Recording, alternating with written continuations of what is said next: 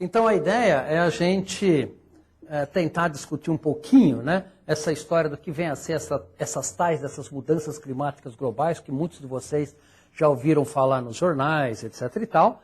E já vou adiantando para vocês, né, que eu acho que a abordagem da imprensa como um todo foi extremamente sensacionalista, colocando como se fosse o fim do mundo, e na verdade não é nada disso, na verdade é o contrário, na minha opinião, dessa situação, e acho que no final a gente pode discutir, né, as implicações disso, tanto para o Brasil quanto para o mundo como um todo, e poder fazer uma discussão interessante sobre a questão da estratégia que o planeta está seguindo.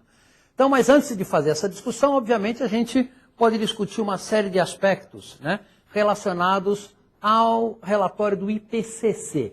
O IPCC é o Painel Intergovernamental de Mudanças Climáticas da ONU, é um painel de cientistas da ONU, os cientistas são escolhidos para participar desse painel, e do Brasil nós tínhamos 3 cientistas nesse painel, que trabalhou durante 5 anos fazendo uma compilação de todas as informações científicas sobre o clima do planeta. O que eu vou apresentar para vocês são as conclusões desse painel de cientistas. Bom, a primeira questão que vocês estão vendo nos painéis, né, basicamente, é de que o que a gente chama de mudanças globais, né, eu quero sempre frisar essa questão, é muito maior do que o clima, né? O clima é uma das componentes das mudanças globais, mas que ela se expressa, por exemplo, né, no slide mais abaixo, do aumento da concentração dos gases de efeito estufa, vocês já vão saber direitinho o que vem a ser isso e por quê, tá? Dos quais o CO2, o dióxido de carbono, é o gás mais importante. Quer dizer, o que acabou acontecendo é que ao longo dos últimos 150 anos, a humanidade adquiriu uma propriedade que ela não tinha antes desse período, que é a de modificar a composição da atmosfera. E a grande questão é o que é que nós vamos fazer como seres humanos com essa nova propriedade que a gente adquiriu, que, se não for bem utilizada, pode ter algumas consequências que podem não ser muito favoráveis para a gente, né? Mas além da questão do efeito estufa, o segundo slide, o segundo mostra a perda da biodiversidade ao longo dos últimos 100 anos, o terceiro mostra a população humana crescendo exponencialmente, né? O quarto mostra que a deposição de nitrogênio já ultrapassou a ciclagem deste nutriente, que é essencial para os ecossistemas em relação às emissões naturais. Então, o homem hoje, para alguns componentes críticos do sistema ambiental terrestre, ultrapassou a capacidade dos sistemas naturais. Então, mas na verdade as mudanças globais são muito mais mudanças do que a gente imagina, né? Você pega o gráfico, por exemplo, do número de veículos no mundo, né? O número de veículos não cresceu só na cidade de São Paulo, né? Temos 6 milhões de veículos, por exemplo, numa cidade só, quer dizer, é realmente um absurdo, né? Uma excrescência enorme, mas na verdade isso é um fenômeno que ocorreu no mundo todo, e aí você pega cada um desses gráficos, mostra uso de água, por exemplo, uso de recursos naturais, número de restaurantes McDonald's, por exemplo. Se vocês olharem todos os indicadores, né, do planeta, vocês vão ver um crescimento exponencial do uso de recursos naturais, do uso de energia e do uso da quantidade de dejetos, por exemplo, que a humanidade tem que dispor hoje, né? E todo esse quadro faz com que a gente tenha um quadro de alterações globais onde o homem tomou o centro do clima do nosso planeta, ao invés de todas as forçantes biogeoquímicas que mandaram no clima do nosso planeta nos últimos 4,5 bilhões de anos, que é a idade do nosso planeta, né? Um dos aspectos mais importantes dessa questão é o crescimento dos gases de efeito estufa, né? Eu já vou explicar, mas esse gráfico aqui, por exemplo, ele mostra, desde 1850 até o ano 2000, o crescimento, na parte de cima desse gráfico, o crescimento, por exemplo, do CO2 emitido por mudança de uso do solo, ou seja, queima de floresta, destruição de floresta, né, que é a parte que está em marrom, e a parte em cinza é a emissão de dióxido de carbono pela queima de petróleo, pela queima de combustíveis fósseis em geral. Então vocês veem que até 1940, 1950, esses valores estavam num valor crescente, mas a partir de 1950, realmente, a humanidade teve um grau de desenvolvimento que acarretou uma emissão enorme de gás de efeito estufa para a atmosfera. Na parte de baixo desse gráfico, então, as componentes que absorvem esses gases de efeito estufa naturalmente do nosso planeta. Em azul está os oceanos. Então vocês veem que até 1950, 1970, por aí, os oceanos estavam absorvendo quantidades significativas de dióxido de carbono, mas a partir de um certo nível, a capacidade de absorção dos oceanos já atingiu a saturação. Então ele não consegue absorver mais do que a gente está emitindo.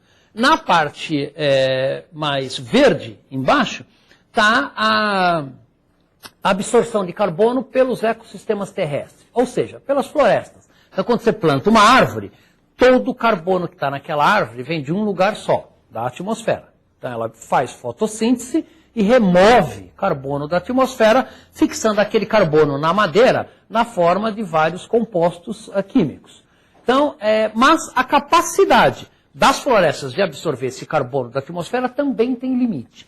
E a parte amarela é a parte que está se acumulando na atmosfera como decorrência das emissões, principalmente de queima de combustível fóssil. O gráfico de cima da esquerda mostra a concentração do CO2, que é o principal gás de efeito estufa, de 1750 até hoje. Então veja que antes da Revolução Industrial, né, de 1700 até hoje, antes da Revolução Industrial, a concentração desse gás na atmosfera era da ordem de 280, 285 partes por milhão, né, uma maneira de medir a concentração desse gás. Hoje, ela já é de 375, e ao longo deste século, de acordo com as previsões, essa concentração pode aumentar de 550 partes por milhão até 1000 partes por milhão, dependendo do que a gente fizer. Então, veja que isso indica que o homem hoje já, não é uma questão do futuro, está realmente alterando a composição da atmosfera. O gráfico da direita é o aumento da concentração de metano, que é o segundo gás de efeito estufa mais importante na atmosfera. O metano tinha uma concentração, né, da ordem de 800 partes por milhão, antes da Revolução Industrial, ou seja, até uns 150 anos atrás. Hoje já está alguma coisa da ordem de 1.800 partes por milhão, então mais do que dobrou a concentração de metano, e está crescendo exponencialmente. Quem são as principais fontes desses gases na atmosfera? Do metano é principalmente cultivo de gado e, basicamente, plantação de arroz em áreas alagadas. E terceiro, exploração de gás natural. Então, uma parte significativa da produção de metano está associada, na verdade, com produção de alimento.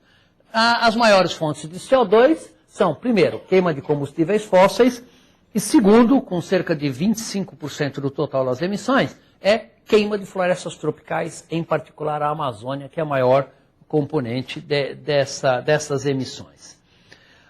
Esses três gráficos agora, eles mostram a concentração desses gases de efeito estufa, não só nos últimos 150 anos, mas ao longo dos últimos 10.000 anos, né?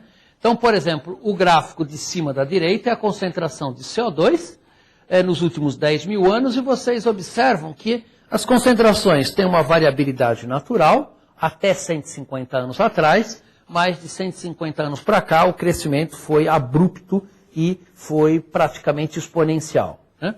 A mesma coisa para o metano embaixo, nos últimos 10.000 anos, e na esquerda está um outro gás de efeito estufa, que é o óxido nitroso, o N2O, que é um gás de efeito estufa também associado com agricultura. Então, quando você adiciona fertilizante na terra, né, ureia, por exemplo, ou compostos nitrogenados, bactérias no solo processam essa ureia ou esse compostos nitrogenados e, como produto, emite esse gás para a atmosfera, e, com o uso de fertilizantes, isso está aumentando significativamente a concentração deste gás de efeito estufa na atmosfera. Este gráfico aqui, em vermelho, está a concentração de CO2 agora nos últimos 650.000 anos. E aqui, à direita do gráfico, você observa que as concentrações que nós observamos hoje de CO2 não tem nenhum valor próximo dos valores de hoje nos últimos 650.000 anos. O gráfico do meio é a concentração de metano, em azul, e o gráfico de baixo é a temperatura medida ao longo dos últimos 650 mil anos, né? Vocês podem perguntar como é que a gente mede a concentração de gás ou da temperatura nessa escala temporal, né? A gente faz isso fazendo buracos na Antártica, onde tem gelo que foi depositado, digamos, há 500 mil anos atrás. Esse gelo, quando depositou, ele armazena minúsculas bolhas de ar, guarda aquela época. Então a gente fura um buraco, né? Foi furado um buraco na Antártica de cerca de 3,5 km. Você pega um pedacinho daquele gelo e você põe num cromatógrafo de gás e mede a concentração dos gases. A temperatura é derivada a partir da relação isotópica de determinados isótopos que são sensíveis à variação da temperatura. Este gráfico ele mostra que existe uma correlação direta entre a temperatura e a concentração dos gases de efeito estufa. Então vocês veem que sempre que a temperatura aumenta, a concentração dos gases de efeito estufa aumenta. Ou seja, a temperatura do clima do nosso planeta está associada com a concentração dos gases de efeito estufa. E por que que isso acontece? Isso acontece porque, na verdade, o que a humanidade está alterando é o que a gente chama de balanço de radiação atmosférica, né? O que vem a ser isso, né? Não é nada complicado. Todo mundo sabe que a vida no nosso planeta é mantida por uma única fonte de energia, que é o Sol, e ele deposita continuamente, né, essa componente que está vindo como radiação solar incidente, que é 342 watts por metro ao quadrado, média diária sobre o planeta todo. Parte dessa radiação é espalhada pelas nuvens, que vocês veem no diagrama, parte é espalhada pelo solo e parte é absorvida pelo nosso planeta. Esta parte que é absorvida, nosso planeta usa para a vida, tá? Como calor, como fotossíntese e assim por diante, né? Produção de alimentos e todos os bens que a gente utiliza, e a energia que sobra desses processos é mandada de volta para a atmosfera, é a componente vermelha, na forma de calor. Parte dessa radiação que sai do planeta é reemitida de volta como calor pelas nuvens, por partículas minúsculas de aerossóis que tem na atmosfera e pelos gases de efeito estufa. Então, é graças a esse efeito estufa natural que a gente está conversando aqui nesse café, porque sem o efeito estufa natural do nosso planeta, a temperatura média seria menos 17 graus centígrados e a vida seria completamente diferente do que a gente conhece. Não haveria água líquida no nosso planeta, por exemplo, né? O que acontece é que o homem está aumentando esse efeito estufa que armazena a radiação que o nosso planeta manda de volta para o espaço. Então, nós estamos cada vez mais armazenando mais energia aqui embaixo e essa energia reflete no aumento da temperatura do nosso planeta, tá?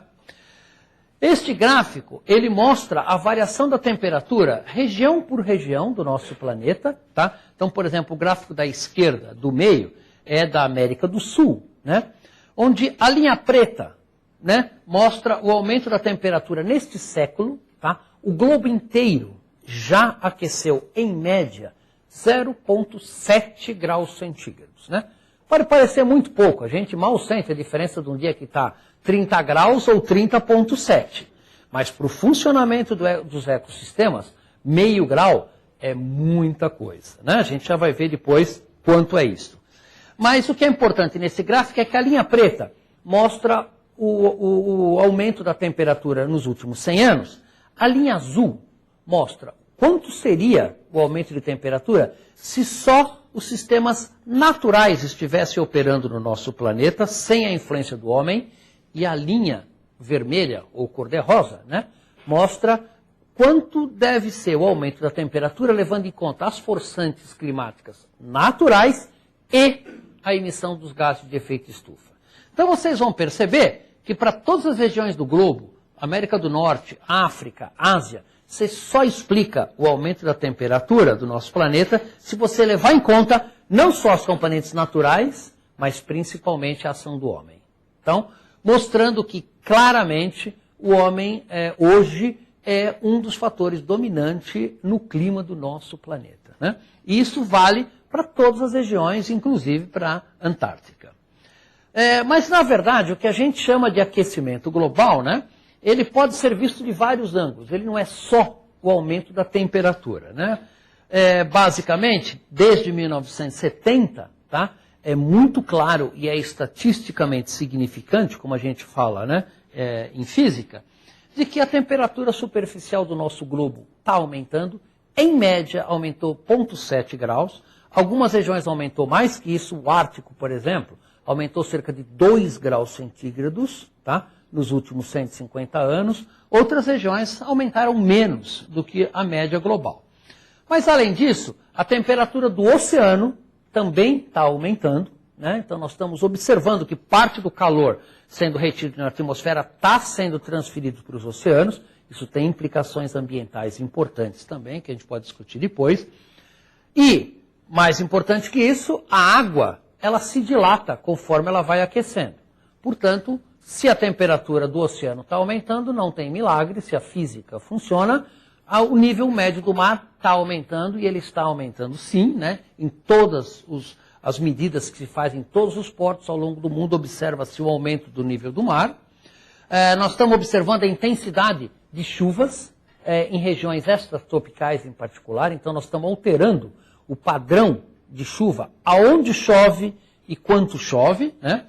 Nós também estamos observando um aumento na intensidade de furacões de categoria 4 e 5, que são os furacões mais intensos, os furacões mais fortes, né? Isso também é estatisticamente significante. Nós estamos observando o aumento da incidência de secas, né? Ou seja, períodos prolongados onde você não tem chuva, isso também está aumentando de incidência, e está havendo um aumento da incidência de ondas de calor, particularmente no hemisfério norte e na Europa, né? Está havendo estatisticamente um aumento de ondas, por exemplo, 1 mês ou 2 meses, onde a temperatura passa de 40 graus, com impacto sobre a saúde da população de uma maneira significativa. E, por outro lado, do lado direito desse slide, mostra que está havendo um decréscimo, particularmente na extensão das áreas onde neva, um decréscimo na extensão do gelo do mar Ártico. Isso é muito visível e é um dos ecossistemas que estão em processo de transformação mais rápido.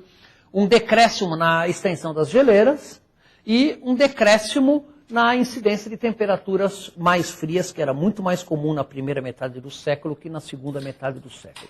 Esse conjunto de alterações mostra que mudanças globais não é só temperatura e também não é só clima. Na verdade, nós estamos alterando o funcionamento dos ecossistemas que sustenta basicamente o nosso planeta.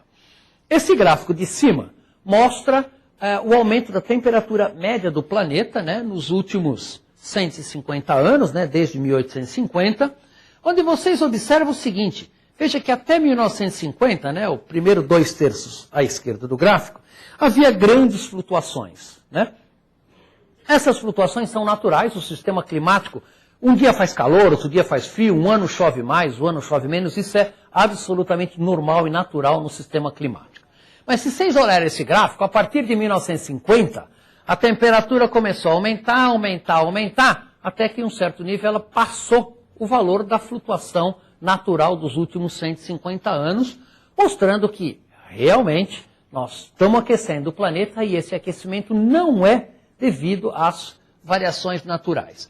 O gráfico do meio mostra o aumento médio do nível do mar, né, medido por boias ao longo de milhares e milhares de portos, né, e basicamente aumentou, digamos, nos últimos 150 anos, alguma coisa da ordem de 15 centímetros. Né? Então pode parecer que não é muito, tá? Mas em algumas áreas costeiras que estão mais sensíveis à erosão, um aumento, mesmo pequeno, do nível do mar pode ter impactos importantes sobre áreas costeiras.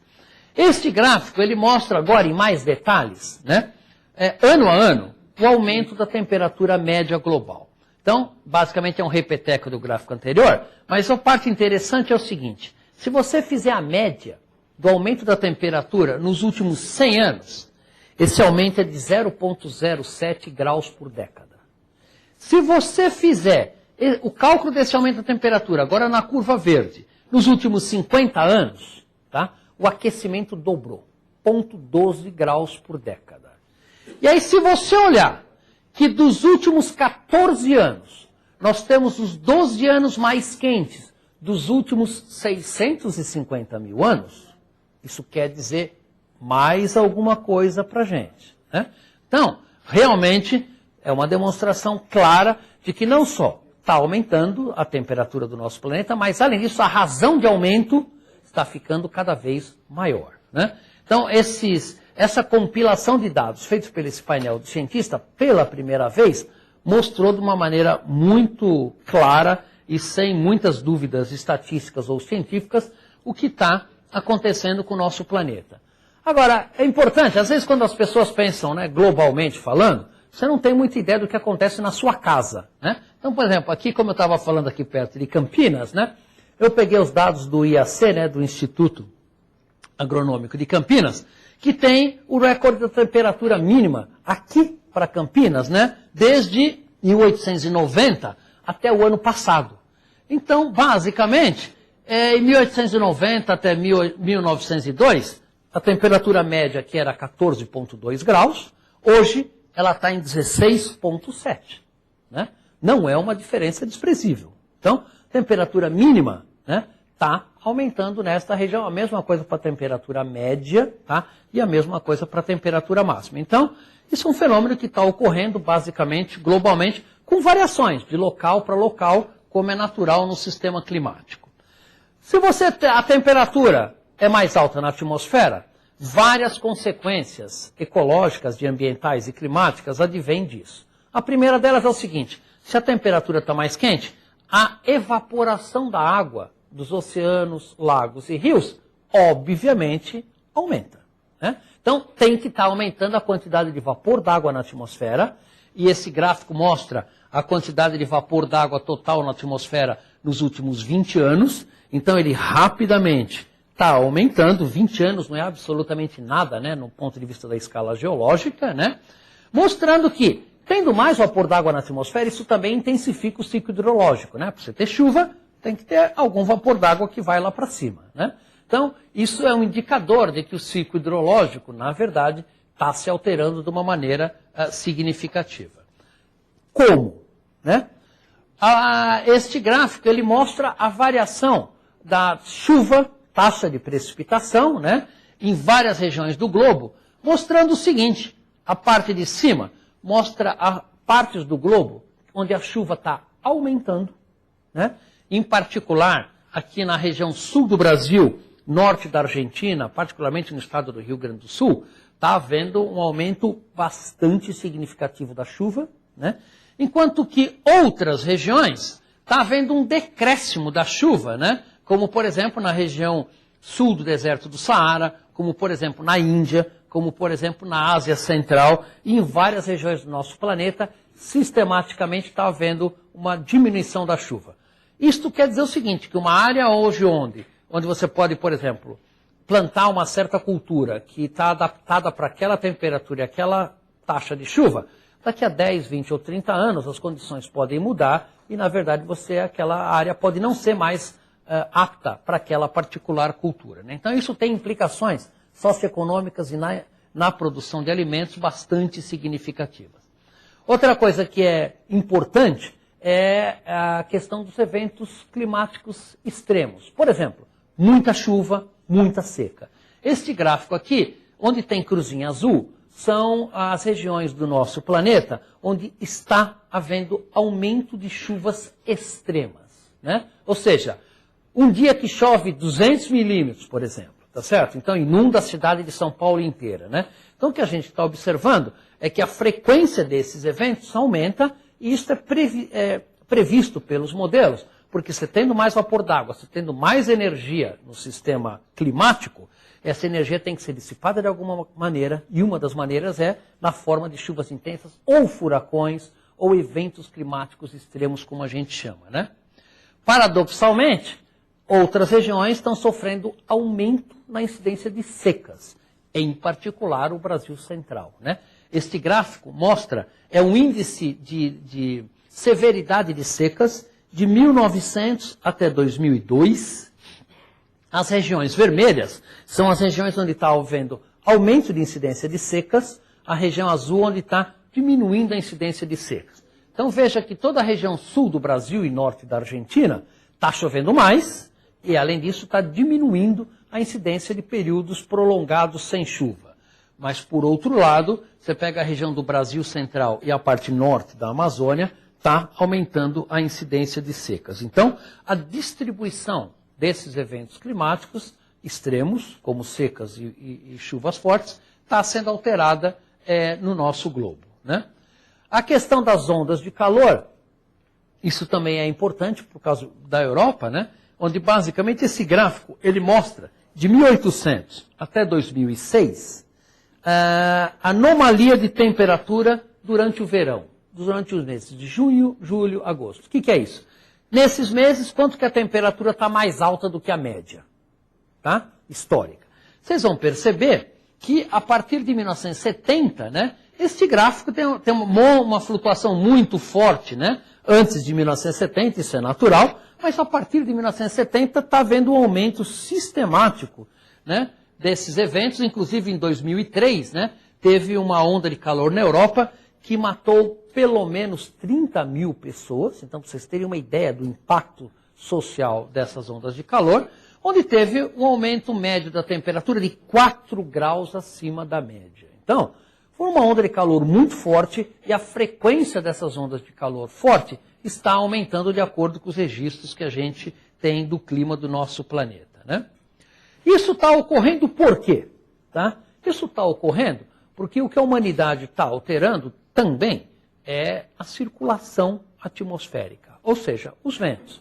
Da onde sai o ar, para onde ele vai, né? Então, no caso da Europa, durante o verão europeu, uma coisa que refrescava bastante são massas de ar que vinham do Polo Norte, né, da região ártica, e trazia massas de ar com bastante umidade, com temperatura menor, que refrescava o verão europeu. O que está acontecendo é que, devido ao aquecimento muito forte do Ártico, estas ondas de calor estão se retraindo. Então elas passam mais ao norte da Europa, ao invés da Espanha, Portugal, Alemanha e França, deixando o ar muito quente vindo do deserto do Saara para essas regiões, aumentando essa incidência de ondas de calor. Então, isso realmente pode ter um impacto tanto na agricultura quanto na saúde das pessoas de uma maneira muito significativa. Este gráfico mostra a questão da incidência de furacões no Caribe, né? Então, aqui o gráfico de cima, né, ele mostra o número total de furacões e, em amarelo, o número de furacões de categoria 4 e 5, né, ou seja, os furacões mais fortes. Então, veja que em 2005, quando teve o Katrina e uma onda sucessiva de furacões que varreu a costa leste dos Estados Unidos, né, foi um ano muito atípico, muito forte, mas se vocês olharem a tendência, né, a partir de 1990, isso começou a aumentar a incidência desses furacões mais fortes de uma maneira significativa. E esse aumento está associado no gráfico de baixo com o aumento médio da temperatura do mar, que é onde esses furacões se formam. Eles obtêm energia do calor do vapor d'água do oceano, essa energia é transportada para áreas continentais, chove muito, inunda, fortes ventos que estruturam os furacões. Então, se você tem o oceano mais quente, se aumenta a energia destrutiva desses furacões, em teoria, e na prática é isso que a gente está observando de uma maneira bem clara, né? Uma outra observação que é bem clara é de que a maior parte das geleiras, não todas, mas a maior parte delas, está se retraindo de tamanho de uma maneira bem clara. O gráfico da esquerda mostra geleiras nos Andes, na Europa, na Patagônia, no Alasca, no Himalaia e assim por diante, mostrando que a maior parte dessas geleiras está rapidamente perdendo massa por causa do aquecimento global. A temperatura é maior, você tem menos condições de armazenar aquela geleira durante o período de inverno, parte dela durante o período de verão, parte dela se derrete e ela vai retraindo no tempo. Essas geleiras são particularmente importantes, porque, por exemplo, você pega os Andes, tá? O Chile, por exemplo, é muito seco, né? Durante o verão, a água da maior parte da região andina provém do derretimento das geleiras que foram armazenadas durante o período de inverno.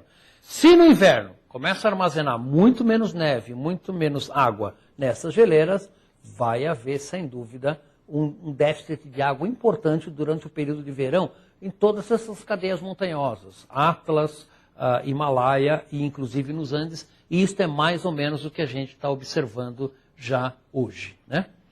Esse slide é só para mostrar de que é uma das regiões onde está havendo alterações climáticas mais importantes é no Ártico. Então o Ártico está realmente, a área de gelo desse Ártico está diminuindo cada vez mais, né? Tanto é que as previsões dos modelos é de que a partir de 2050, tá? Ou seja, daqui uns 40 e poucos anos, basicamente durante o período do verão, não deve ter nenhuma superfície de gelo mais no Polo Norte. Então ele vai ser um oceano de água líquida, né?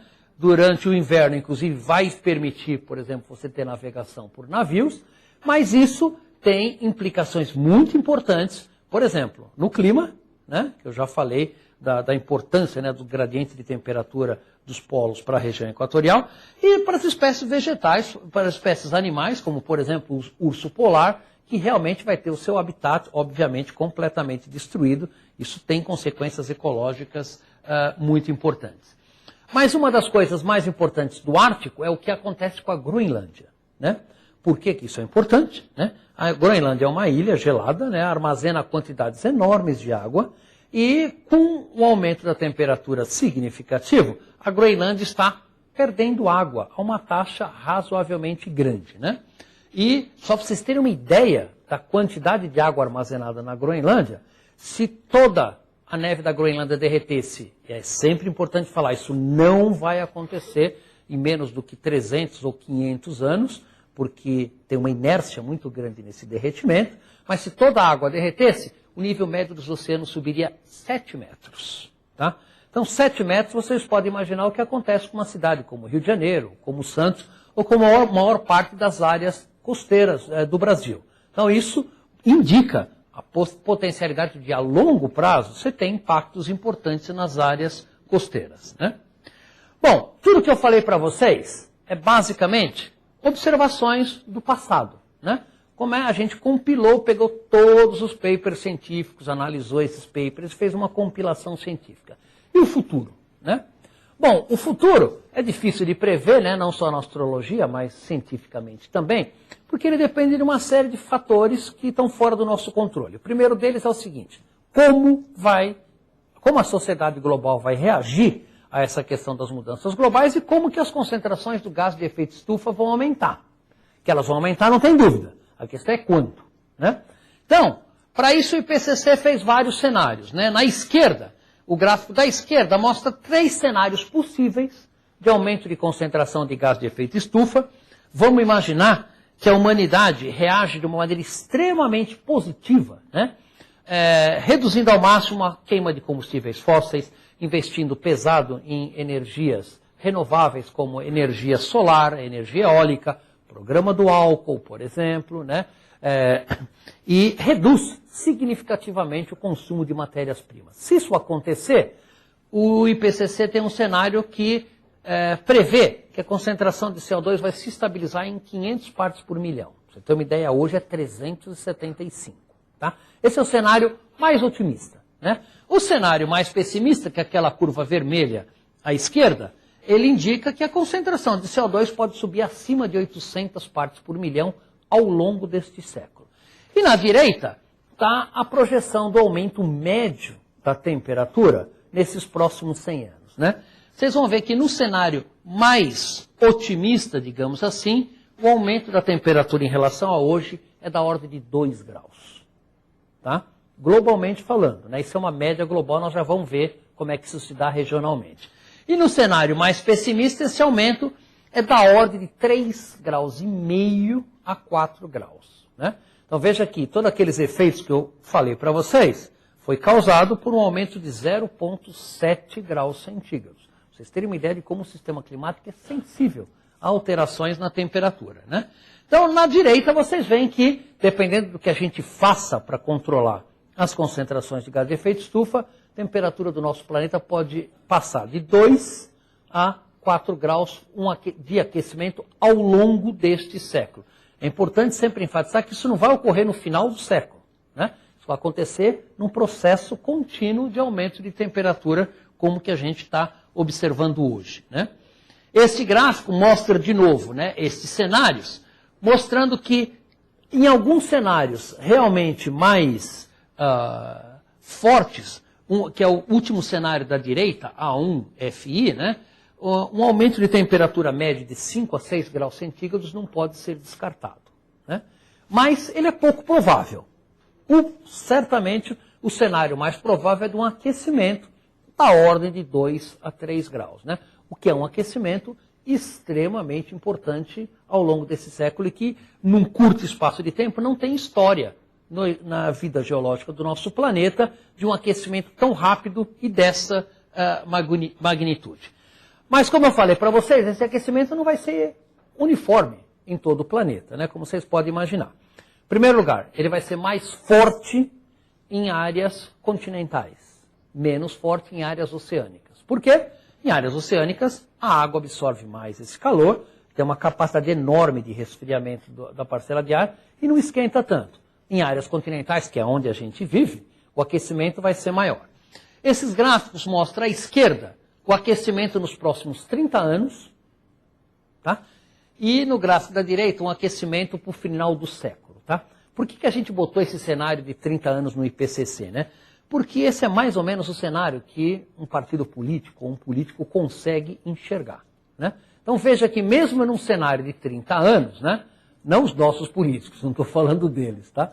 Mesmo num cenário de 30 anos, o aquecimento pode se tornar, dependendo do cenário, em áreas continentais, da ordem de 2,5 a 3 graus. Acho que é difícil para vocês enxergarem os gráficos, tá? Mas é mais ou menos essa escala. O gráfico da direita mostra um cenário mais pessimista, mostrando que, por exemplo, o Ártico, no final do século, pode aquecer da ordem de 7,5 a 8 graus, e o Brasil, alguma coisa da ordem de 4 a 4 graus e meio, né?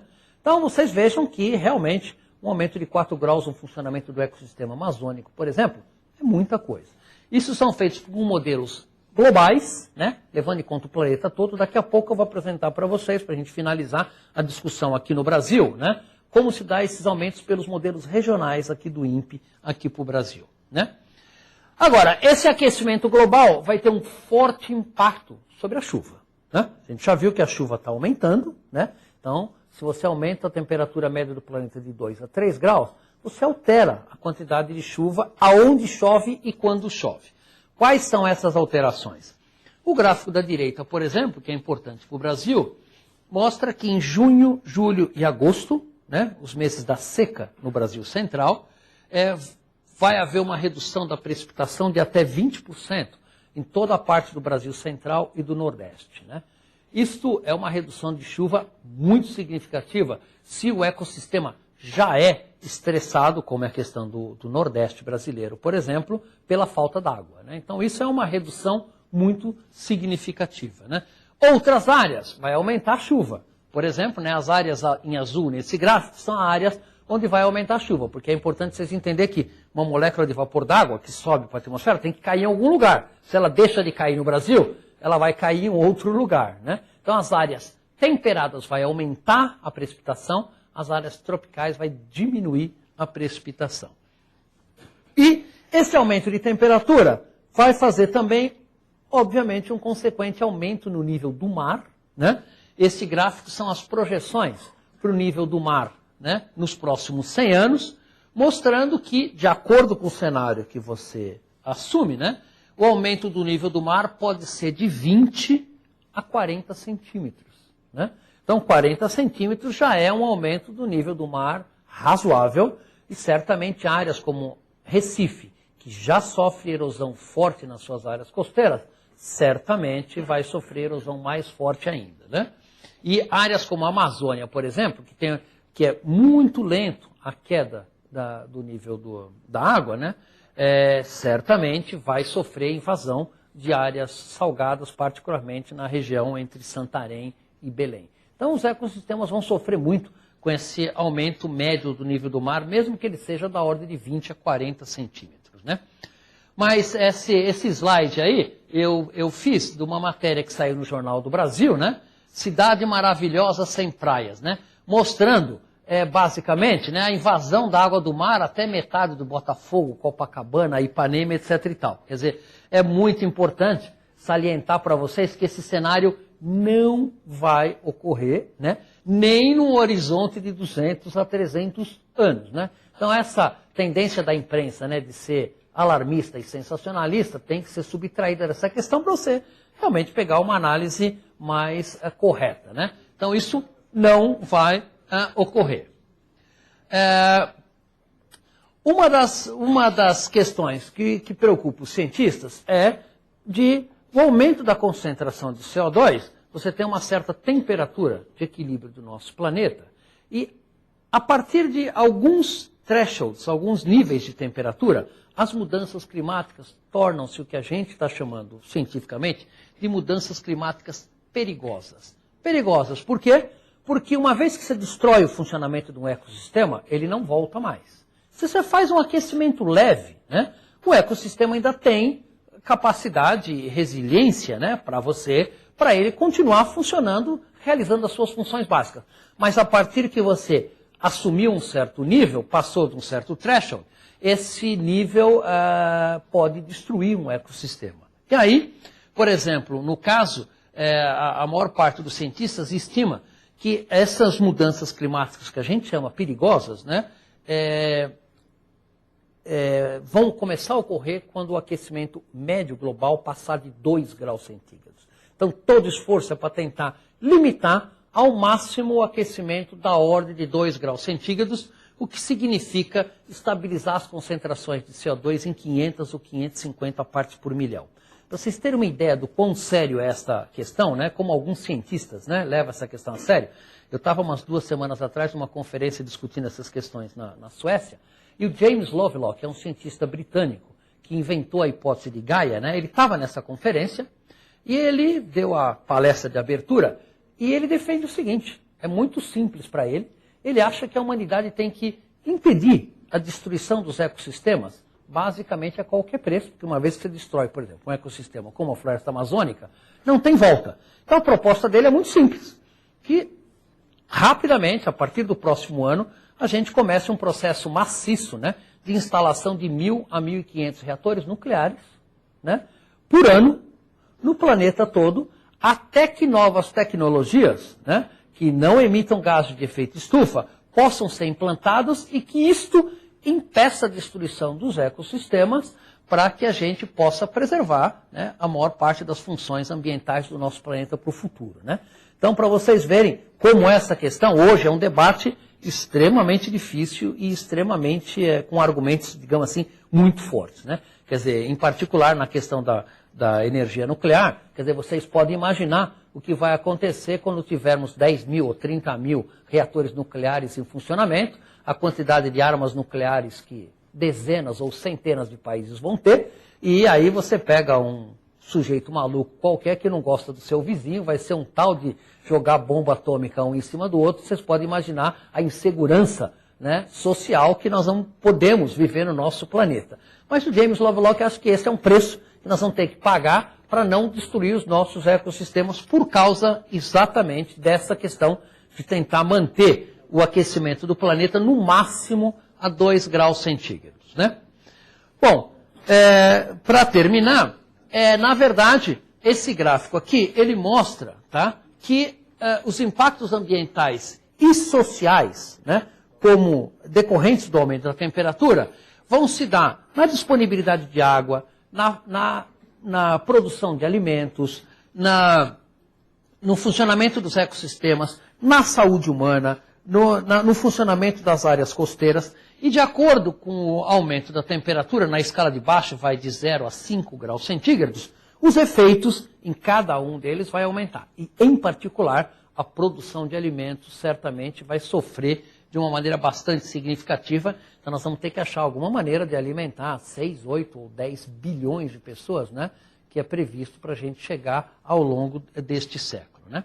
E também mecanismos da gente lidar com fenômenos climáticos extremos, né? Então, o aumento de furacões, o aumento de secas, o aumento de inundações, traz prejuízos sociais realmente muito fortes, e algumas áreas são muito sensíveis, como Bangladesh, por exemplo, onde vive 80, 100 milhões de pessoas, né, em condições realmente muito próximas do nível do mar e muito suscetíveis a desastres ambientais, né? No caso do Brasil, o que nós temos a ver com isso, né? No caso do Brasil, a nossa maior contribuição para o efeito estufa, na verdade, se dá através das emissões de queimadas na Amazônia, que é responsável por 75% das emissões brasileiras, né? Então, Brasil, isso é uma boa notícia, isso é uma má notícia, né? A má notícia é de que a nossa maior contribuição para o efeito estufa, na verdade, se dá através da destruição de um ecossistema rico em biodiversidade como o ecossistema amazônico. A boa parte dessa notícia é que reduzir essas emissões, primeiro, é fácil, segundo, é simples e nem custa muito dinheiro, né? Basta vontade política, isso a gente pode discutir depois na parte de debate. Mas a maior parte dessas emissões se dão através do desmatamento e das queimadas na Amazônia, né? E as principais razões para o desmatamento da Amazônia são principalmente, né, cultura de gado intensivo, né, pecuária, madeireiras, aumento da plantação de soja e agora cana-de-açúcar em algumas áreas, né, da Amazônia, agricultura familiar e um nível de atividade econômica que está crescendo sem parar na região amazônica, né? Esse gráfico da esquerda mostra a área desmatada da Amazônia em quilômetros quadrados por ano, onde há 3 anos atrás, em 2004, 2 anos atrás, um total de 27 mil quilômetros quadrados de floresta só naquele ano foi desmatado, né? Veja que nos últimos 2 anos houve um sistemático decréscimo na taxa de desmatamento, que ainda é muito alta, ainda está em 20 mil, né? É difícil você comemorar uma redução de 27 mil para 20 mil, mas a grande questão é por que ocorreu essa redução, né? Quer dizer, uma parte das ONGs, o governo brasileiro acha que é porque aumentou a fiscalização, uma parte de organizações não governamentais acham que é basicamente, olha, o câmbio não é muito favorável para a exportação da soja, isso inibiu a abertura de novas áreas de plantação de soja na Amazônia e reduziu a pressão para desmatar novas áreas. Uma reversão ao longo de alguns anos desse câmbio pode facilmente reverter essa tendência de queda, né? No gráfico da direita está o número de focos de incêndio, de queimadas, e para vocês terem uma ideia, né, em 2005 são cerca de 220 mil focos de incêndio detectados na região amazônica. Para vocês terem uma ideia, a resolução desse satélite é 1 quilômetro por 1 quilômetro. Então nós não estamos falando de um sujeito que fez uma fogueirinha para fazer um churrasco, né? São gigantescos incêndios. Há uma razão de 200 mil incêndios por ano. Então nós estamos falando de um enorme processo de devastação, nós não estamos falando de uma coisa muito pequenininha, que é responsável por esta emissão de gases de efeito estufa do Brasil, são dados oficiais do governo brasileiro, que mostra, né, 74% é queimadas na Amazônia e só 23% são utilização pela indústria e na produção de energia. Então, o Brasil tem vantagens estratégicas enormes, né, com uma matriz energética extremamente limpa. A nossa grande questão é reduzir as emissões de queimadas na Amazônia, né? No gráfico da esquerda, mostra quem são os 6 maiores emissores de gases de efeito estufa, né, no globo. Então, Estados Unidos em primeiro lugar, China em segundo, mas hoje já está se aproximando, talvez até ultrapassando os Estados Unidos. Terceiro, Rússia. Quarto, Japão. E o Brasil está ali em quinto lugar nas emissões de gás de efeito estufa. Sem as emissões das queimadas, nós seríamos o 16º país. Então, que, por causa da população muito forte do Brasil, quer dizer, realmente nos colocaria numa posição bastante confortável, ao invés dessa posição muito desconfortável que a gente tem de quinto maior emissor de gás de efeito estufa. No caso brasileiro, o INPE-CPTEC fez uma série de simulações, agora não com modelos globais, mas com modelos de muito mais alta resolução, né, para saber quais são os impactos das mudanças climáticas no Brasil, né? E aí, o gráfico de baixo, né, da direita, mostra basicamente a diferença de temperatura nos últimos 30 anos desse século, comparado com os últimos 30 anos do século passado. A gente pega a média de 30 anos para evitar flutuações de ano a ano que são naturais, né? Então vocês veem que a parte leste da Amazônia vai sofrer um aquecimento, de acordo com os modelos do INPE, da ordem de 5 graus centígrados, e com uma forte redução na precipitação, que é o gráfico de cima da direita. O que isso significa? Significa que a floresta não vai ter mais condições ecológicas de sustentar uma floresta tropical chuvosa, vai ter muito pouca água, porque a temperatura vai ser quente demais, e basicamente aquela floresta vai se transformar numa savana, emitindo gigantescas quantidades de carbono que hoje está armazenada na Amazônia. A Amazônia armazena 375 toneladas de carbono por hectare, para vocês terem uma ideia da quantidade de carbono que está armazenada naquele ecossistema. Então, se você converte ele, né, de floresta para área de pastagem, todo esse carbono vai para a atmosfera, agravando ainda mais a questão do efeito estufa. Isso, evidentemente, é uma questão extremamente importante para todos os brasileiros, né? Um outro fenômeno importante que está ocorrendo na Amazônia, que independe das mudanças climáticas, é o processo de ocupação que a Amazônia está fazendo com aqueles 20 mil quilômetros quadrados por ano. Então, pesquisadores da Universidade Federal de Minas Gerais fizeram uma simulação de como seria a Amazônia, né, daqui a 50 anos, nas atuais taxas de desmatamento. E o mapa, basicamente, é esse que vocês estão vendo aí neste slide, onde as áreas vermelhas são as áreas que seriam desmatadas de agora nos próximos 50 anos, né? Ou seja, cerca de 50% da área original da floresta, né, pelo processo de ocupação, seria destruída, mas o mais importante é que essa destruição emitiria para a atmosfera cerca de 33 petagramas de carbono. Para vocês terem uma ideia de quanto é isso, isso é 33, 10 a 15 gramas de carbono. Isso é o equivalente à emissão durante 10 anos de todos os combustíveis fósseis do planeta como um todo.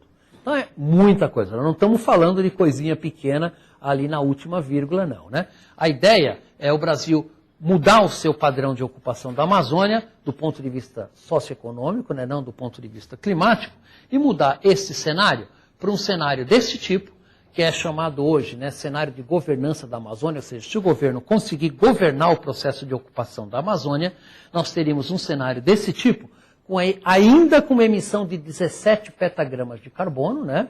É uma emissão muito significativa, perto das 7 petagramas de carbono que a humanidade inteira emite por ano, como queima de combustível fóssil, né? Mas um cenário muito melhor, basicamente, do que este cenário que a gente vê aqui. Este cenário, ele se sobrepõe ao cenário das mudanças climáticas. Então, mostrando que o ecossistema amazônico é um dos ecossistemas mais sensíveis para mudanças climáticas, junto com o ecossistema do Ártico, né? Por isso é que vocês veem sempre agora notícias de jornais mostrando a sensibilidade do ecossistema amazônico para estas questões, né? Bom, agora então, para terminar, para a gente começar uma discussão que pode ser interessante, né? Quer dizer, gostaria, esse slide acho que não dá para a maior parte de vocês ler, mas eu acho que eu vou ler então para a gente alimentar a discussão, né?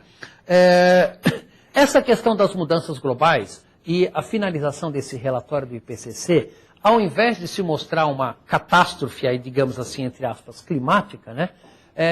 No meu entender, na verdade, mostra uma questão que a humanidade agora tem uma oportunidade única da gente mudar nosso padrão de consumo e nosso padrão de produção e de uso de energia, né? Ficou absolutamente claro, né, que a gente emitir essa quantidade enorme de gases de efeito estufa para a atmosfera não é sustentável nem a curto prazo, né? Então essa ficha aparentemente caiu na maior parte dos governos, inclusive do governo americano, e isto realmente, certamente, eu acho que a humanidade não tem outra alternativa senão mudar radicalmente o seu padrão de consumo e a sua maneira de produzir energia e consumir energia. Então, basicamente, produção e consumo de energia e de matérias-primas vão ter que ser alterados radicalmente no globo. Quer dizer, esse modelo, onde você basicamente imagina que a atmosfera, você pode jogar o cano de descarga do seu carro para a atmosfera ad infinito, sem ter nenhum troco de volta, acabou. E, na verdade, o troco é forte, o troco vai custar muito caro e é bom a gente tomar cuidado com essa questão. Na questão do uso de matérias-primas, por exemplo, para vocês terem uma ideia, só a China e a Índia, né, países que têm cerca de 2 bilhões de pessoas, abaixo do nível de qualquer consumo, mesmo para o consumo médio brasileiro, né, se cada um desses países quiser ter, se cada um desses habitantes quiser ter um forno de micro-ondas em casa, uma máquina de lavar roupa, uma geladeira e um carrinho, não há recursos naturais no nosso planeta para sustentar este consumo. É simples como isso.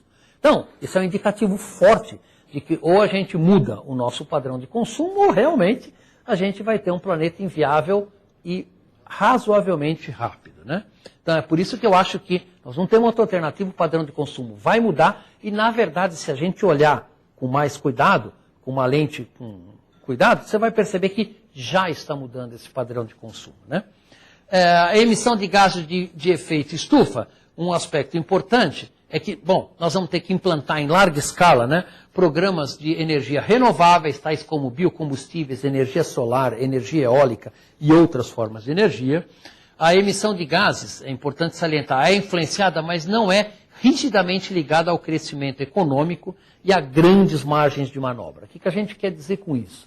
Quer dizer que, na verdade, o maior argumento dos americanos, principalmente, né, nós não queremos assinar o protocolo de Kyoto, nós não queremos reduzir as nossas emissões, porque nós não queremos reduzir o nosso crescimento econômico, precisa dar emprego, né?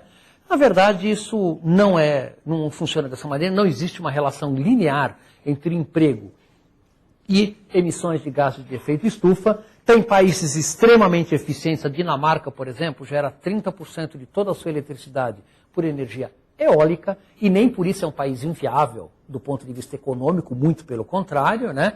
Outros países, como o Japão, são extremamente eficientes no uso de energia. Você não vê carros de porte muito, muito gigantesco com a mesma frequência que você vê nos Estados Unidos, por exemplo. Então, existe enorme margem de manobra para essa redução, né? O Brasil, importante salientar também que o Brasil tem importantes vantagens estratégicas, né? Um programa de biocombustíveis do álcool extremamente bem implementado, bem estruturado, obviamente com seus impactos ambientais. Não há atividade humana que não tenha impacto ambiental negativo no nosso planeta. A questão é você minimizar esse impacto negativo, mas nós temos um potencial de energia eólica no Nordeste, potencial de energia solar na maior parte do nosso território, que tem vantagens estratégicas enormes e que pode realmente alavancar muito o nosso desenvolvimento nas próximas décadas, né? E uma questão importante, né, de uma frase que eu também escutei nessa conferência da Suécia, né, do membro do Parlamento Europeu, que não enfrentar o problema agora, basicamente é você condenar os países desenvolvidos a se desdesenvolverem e você impedir o desenvolvimento dos países não desenvolvidos. Quer dizer, então agora nós temos essa escolha, né? Se a gente não fizer nada, realmente a oportunidade de crescimento econômico, inclusive ao longo desse século, vai ficar bastante comprometida, mas na verdade a gente pode e deve fazer muito pela redução das emissões de gases de efeito estufa, e há estratégias realmente simples e importantes para você implementar, né? Então, por exemplo, aqui estão algumas medidas, né, entre muitas possíveis, né? Quer dizer, o primeiro é o que a gente chama aumento da eficiência energética na indústria, né, com ganhos econômicos fortes, né? A indústria, de acordo com estimativas da própria Fiesp, desperdiça 30% da energia que é gerada no país, né? Então vai desde motores que têm 40 ou 50 anos de idade, e hoje tem motores muito mais eficientes, até perdas por isolamento térmico, processos antiquados de geração de vapor. Então existe um enorme espaço para você aumentar a eficiência do uso da energia, né?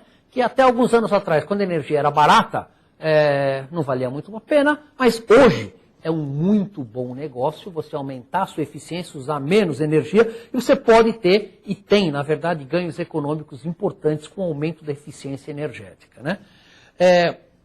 Melhorias em técnicas de construção, com melhor isolamento, melhores técnicas de iluminação, para impedir que você tenha que ficar, por exemplo, durante o dia em escritórios com iluminação ligada. Existem técnicas para isso que pode dar um ganho de consumo de eletricidade bastante significativo, né? Emissão de veículos, né? São 30% das emissões globais de gás de efeito estufa vem de transporte, do setor de transporte de veículos. É muita coisa, dá para aumentar em muito essa eficiência. No caso brasileiro, por exemplo, se você implementar um programa de controle de emissão veicular, né, regulando o motor de cada carro, obrigando a regulação do motor de cada carro pelo menos uma vez por ano, este carro consome fácil 15 a 20% a menos de combustível, se ele estiver bem regulado. Isso traz diretamente uma redução na emissão de gás de efeito estufa muito forte, né? Então existe um enorme espaço também para reduzir a emissão de gás de efeito estufa nessa questão. Na agricultura, quer dizer, melhoramento genético com variedades resistentes a alta temperatura, a secas e a menor quantidade de fertilizantes. A Embrapa, né, a Embrapa, inclusive aqui de Campinas, está desenvolvendo técnicas nesse sentido, isso é realmente muito importante, né? Na questão florestal, tem que haver uma forte redução ou até a eliminação de queimadas na Amazônia, né? Isso é uma tarefa absolutamente urgente e importante para o governo brasileiro implementar. Isso é possível, isso tem um gasto econômico muito, muito pequeno, mas requer um esforço de coordenação política entre municípios, estados e governo federal, junto com os agentes econômicos do processo de ocupação da Amazônia, e isso é possível de ser feito e nem custa realmente muito dinheiro, né?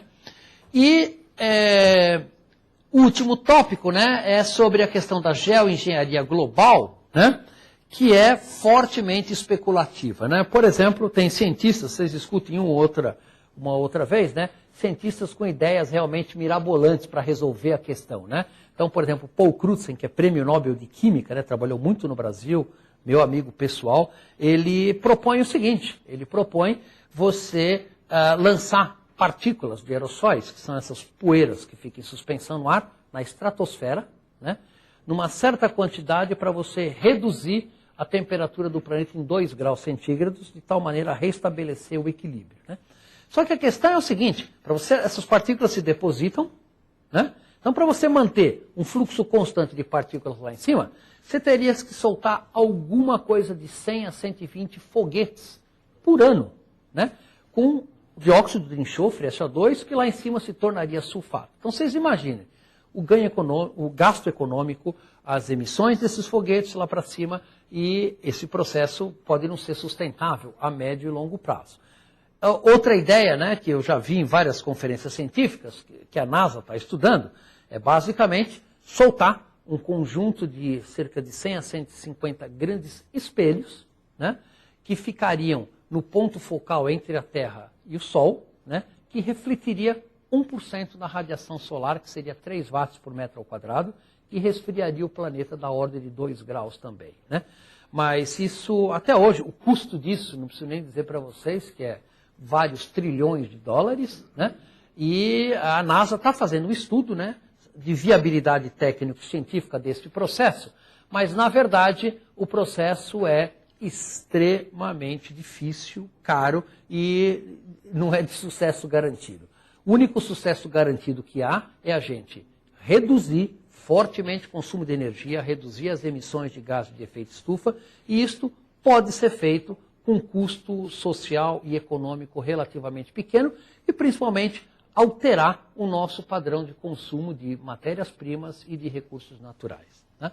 Então, isso era o que eu tinha para apresentar para vocês, e agora a gente pode discutir, porque obviamente é um tema que não tem uma opinião só única e nem uma opinião majoritária, é uma questão extremamente complexa e que eu acho também importante para a humanidade. Obrigado a vocês.